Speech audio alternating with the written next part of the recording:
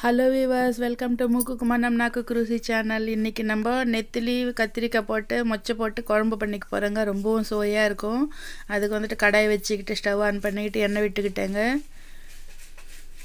அதில் வந்துட்டு கொஞ்சமாக வெந்தயம் கடுகு போட்டுக்கலாம். நல்லா பொரிஞ்சு வருது பாருங்கள்.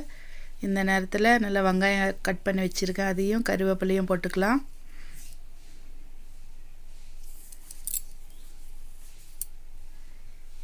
நல்லா ஃப்ரை ஆகிடுச்சிங்க வெங்காயமும்.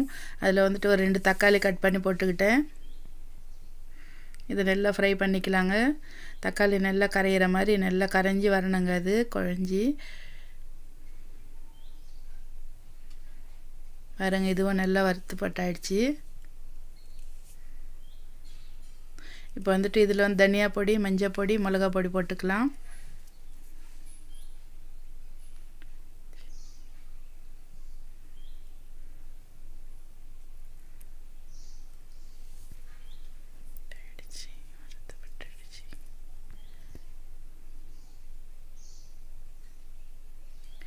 இப்போ வந்துட்டு நூல்கோல் எடுத்துருக்காங்க. கத்திரிக்காய் நூல்கோல் நல்லா கட் பண்ணி தண்ணியில் போட்டு வச்சுருக்கேன், அதை போட்டுக்கலாம்.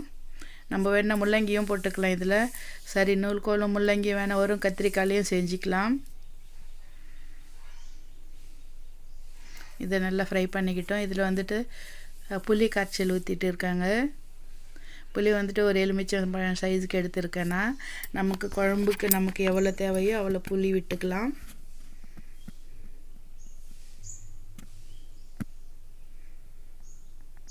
இதையும் நல்லா ஒரு வாட்டி கலக்கியாச்சு. இப்போ வந்துட்டு இது மொச்சை எடுத்துருக்கேங்க. மொச்சை வந்துட்டு நல்லா நம்ம ஊற வச்சுட்டு குக்கரில் போட்டு விசில் வச்சுக்கிட்டேங்க. நல்லா வெந்து வந்துடுச்சு.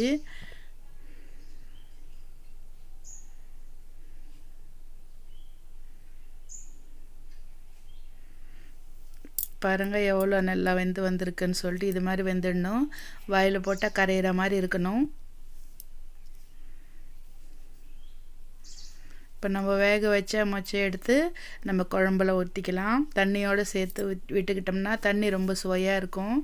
மொச்சை கொட்டை வேக வச்ச தண்ணி, அதனால் அந்த தண்ணியும் வேஸ்ட் பண்ணாமல் இதிலே விட்டுக்கிட்ட குழம்புலையே.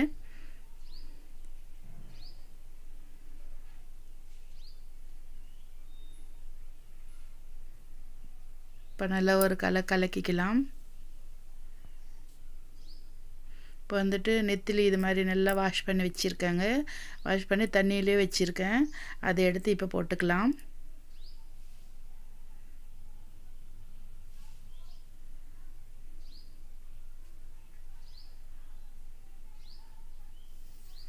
உப்பு தேவைக்கேற்ப உப்பு போட்டுக்கலாம்.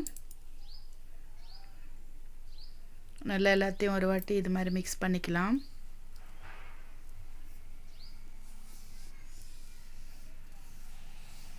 இப்போ வந்துட்டு நல்லா மூடி போட்டு வேக வச்சுக்கலாங்க. ஒரு 10 நிமிஷம் நல்லா வெந்து வரட்டும்.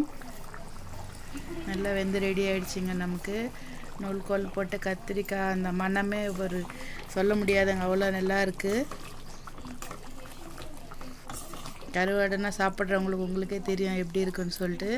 இதே மாதிரி நீங்களும் ட்ரை பண்ணிக்கோங்க. நம்ம சேனல் லைக் பண்ணுங்கள், உங்கள் ஃப்ரெண்ட்ஸுக்கு ஷேர் பண்ணுங்கள். சப்ஸ்கிரைப் பண்ணலைன்னா சப்ஸ்கிரைப் பண்ணிக்கோங்க. இதே மாதிரி நீங்களும் செஞ்சு பார்த்து கமெண்ட்டில் கமெண்ட் போடுங்க.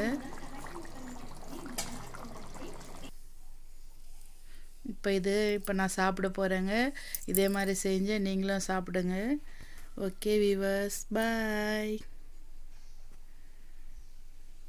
சுட சுட சாதம் போட்டாச்சு தட்டில். இந்த குழம்பையும் விட்டு நல்லா கலக்கிக்கிட்டு இருந்தால் சொர்க்கமே தெரியுதுங்க இந்த சாதத்தில். கருவாட்டுக்கும் சாதத்துக்கும் இந்த மொச்சை வாயில் பட்டுக்கிட்டு இருந்தால் ரொம்பவும் சுவையாக இருக்குது. நீங்களும் இதே மாதிரி ட்ரை பண்ணி பாருங்கள். ஓகே வீவர்ஸ், பாய்.